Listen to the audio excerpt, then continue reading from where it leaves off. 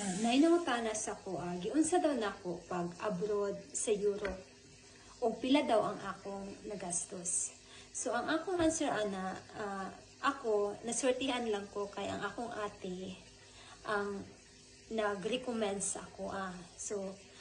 So akong ate si Jubel Lamentao.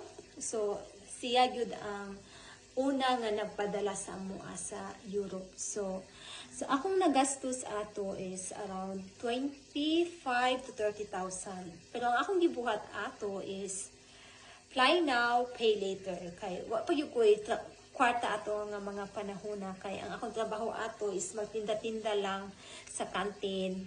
So gamay na ang akong income. So mo to nga nangutang ko sa akong ate pang abroad o isa pa na po ko'y baboy ato nga gibuhi-buhi nga gipanganlan nako og pigilita, pero sakit sa kabubuton na akong ibaligya kay para pa-process akong abroad, pero worth it man pod.